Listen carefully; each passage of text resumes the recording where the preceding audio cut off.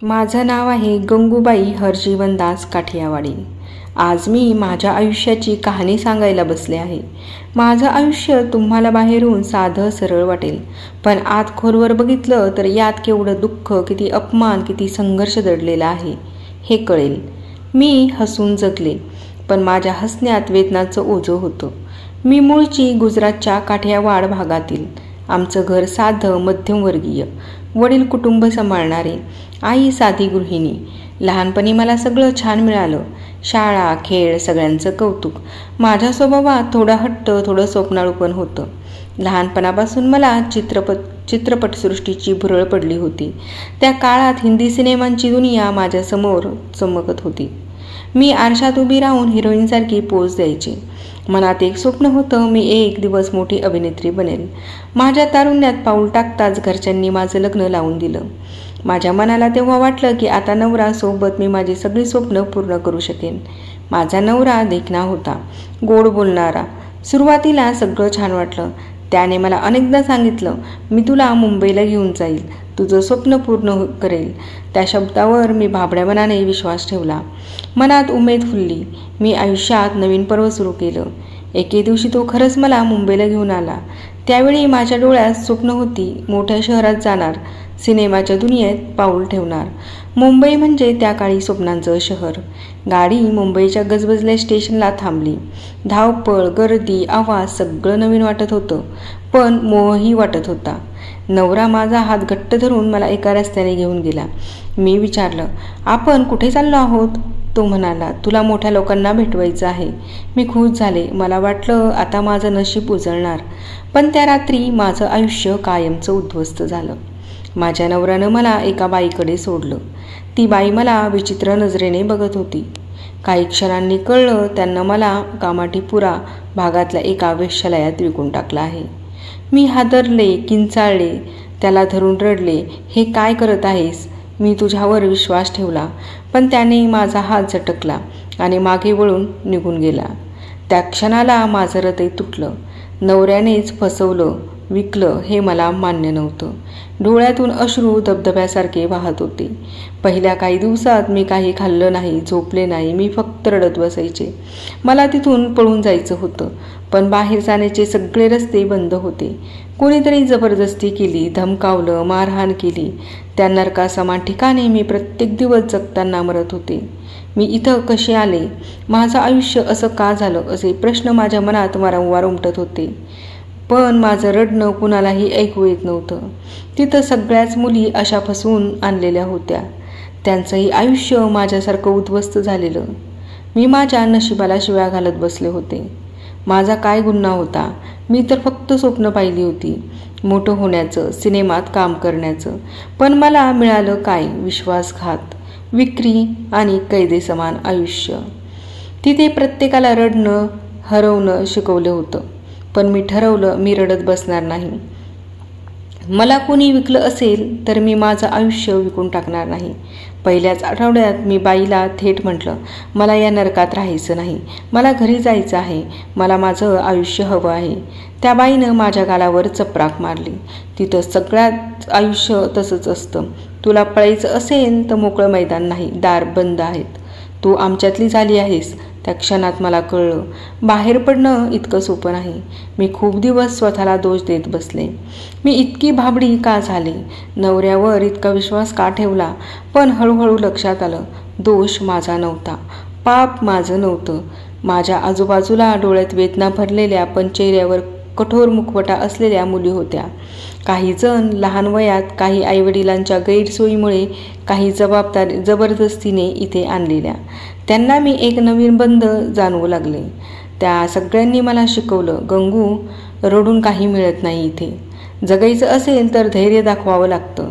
त्या नरकात देखील माझ्या मनात एक गोष्ट कायम जिवंत राहिली, आत्मसन्मान।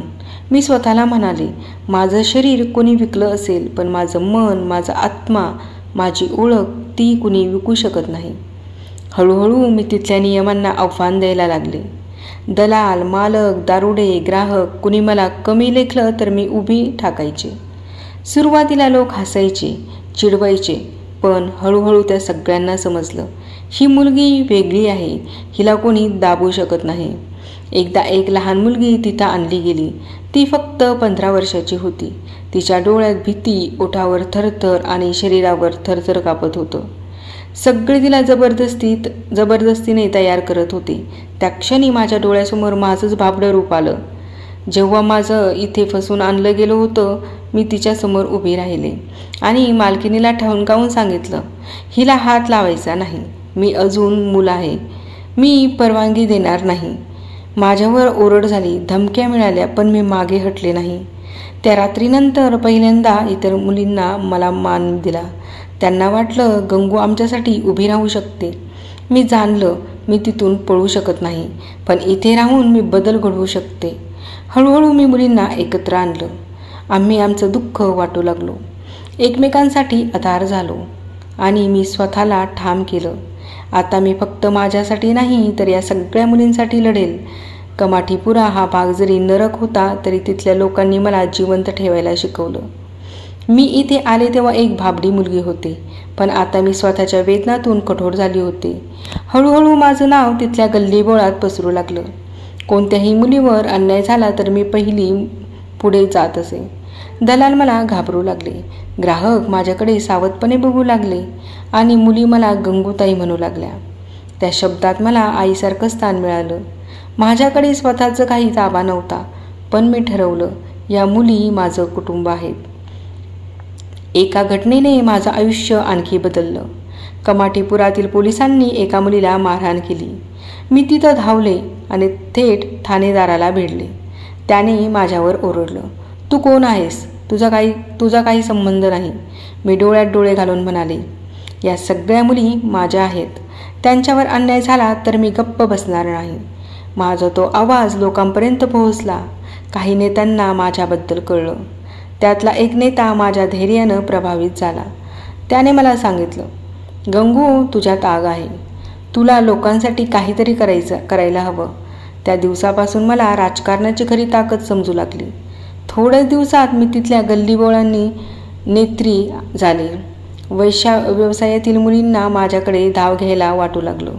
त्यांनी म्हटलं, गंगूताई तुम्ही आमचं आयुष्य वाचवा, आम्हाला माणूस म्हणून जगायला द्या. मी त्यांच्यासाठी लढले. दलालांच्या मारहाणीविरुद्ध, पोलिसांच्या अत्याचाराविरुद्ध, जबरदस्तीने वेश्याव्यवसायात आणल्या जाणाऱ्या मुलींसाठी. हळूहळू लोकांनी मला कमाठीपुऱ्याची मालकीण म्हणायला सुरुवात केली. पण माझ्या डोक्यात कधीही सत्ता नव्हती. माझ्या मनात फक्त त्याग, लढा होता. मी ठरवलं, या गल्लीतील मुलांचं काय? त्यांना शिक्षण नाही, घर नाही, नाव नाही. समाज त्यांना नेहमी वैश्याची पोरं म्हणून हिणवतो. मी त्यासाठी शाळा सुरू करण्याचा प्रयत्न केला.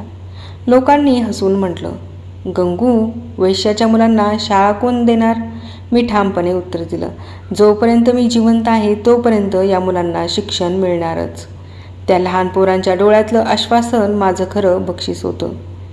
समाजाने आम्हाला नेहमी वाईट बाई म्हणून हिणवलं, पण मी लोकांना सांगितलं, वेश्या ही तिच्या इच्छेने बनत नाही. परिस्थिती तिला ढकलते. त्यामुळे तिला अपमान नाही तर माणुसकीची गरज आहे. हे बोलताना माझ्या डोळ्यातून अश्रू व्हायचे, पण आवाज ठाम असायचा. मी ठरवलं, माझं आयुष्य जर नरकात गेलं असेल तरी इतर मुलींसाठी मी स्वर्गाची दार उघडेन. मी कमाठीपुरात माझं स्थान मिळवलं होतं, पण हा प्रवास सोपा नव्हता. समाज अजूनही मला तुच्छतेने बघायचा.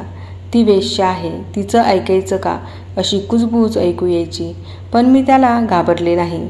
मी पुन्हा पुन्हा एकच सांगत राहिले, आमचं पाप नाही, आमचं आयुष्य असं झालंय. आमचं अस्तित्व मान्य करा. त्या काळात काही मोठ्या राजकीय नेत्यांनी माझं नातं जुळलं.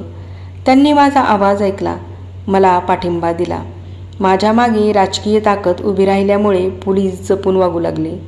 दलाल माझ्यापासून दूर राहू लागले आणि लोकांनी मला गांभीर्यानं घेणं सुरू केलं. कमाठीपुऱ्याच्या गल्ल्या आता मला ताई म्हणून हाक मारू लागल्या. तो सन्मान माझ्यासाठी सोन्याहून पिवळा होता. माझ्या मनाला सर्वात मोठा जिव्हाळा होता. मुलांसाठी त्या निरापराध पोरांना जगात जागा मिळावी, नाव मिळावं, शिक्षण मिळावं म्हणून मी दिवसरात्र झगडले. शाळा काढण्यासाठी, शिक्षक मिळवण्यासाठी, निधी जमवण्यासाठी मी खूप पळापळ केली. सुरुवातीला लोक म्हणाले, वेश्येच्या मुलांना शाळेत कोण घेईल? पण माझ्या हट्टापायी, धडपडीपायी ते शक्य झालं. जेव्हा त्या पोरांनी पाटीवर अक्षरं लिहिली तेव्हा माझ्या डोळ्यातून आसव गळाली. ते अश्रू वेदनाचे नव्हते तर आनंदाचे होते. हळूहळू समाजात माझं नाव पसरलं. पत्रकार माझ्या मुलाखती घ्यायला यायचे, लेख लिहिले जायचे. लोक म्हणू लागले, हो, गंगूबाईचं आयुष्य नरकात गेलं असेल, पण तिने त्या नरकात दिवा पेटवला. कमाठीपुरा आता फक्त वेश्यव्यवसायाचा भाग नव्हता तर संघर्ष आणि आत्मसन्मानाची कहाणी होता. माझं संपूर्ण आयुष्य मी तिथल्याच गल्ल्यात व्यतीत केलं. मी कधीच बाहेर पडले नाही, कारण मला तिथल्या मुली, पोरं हेच माझं खरं कुटुंब होतं. वय वाढलं, शरीर अशक्त झालं, पण आवाज कधी थरथरला नाही. मी अखेरच्या दिवसापर्यंत मुलींसाठी, त्यांच्या हक्कासाठी उभी राहिले. आज मी मागे वळून पाहते तर माझं आयुष्य एक मोठं शिकवण आहे. स्त्रीचं स्वप्न मोडता येतं, पण तिचा आत्मा मोडता येत नाही. परिस्थिती कितीही कठीण असली तरी धैर्याने उभं राहिलं की जगाला तुमचं ऐकावं लागतं. समाज वेश्येला तुच्छतेने बघतो, पण एक खरी गोष्ट आहे की तीही एक आई आहे, बहीण आहे, माणूस आहे. माझं नाव कायम वेश्या या शब्दाशी जोडलं जाईल, पण मला त्याचं दुःख नाही, कारण मला माहिती आहे मी हजारो मुलींचं आयुष्य वाचवलं, त्यांना माणुसकी दिली.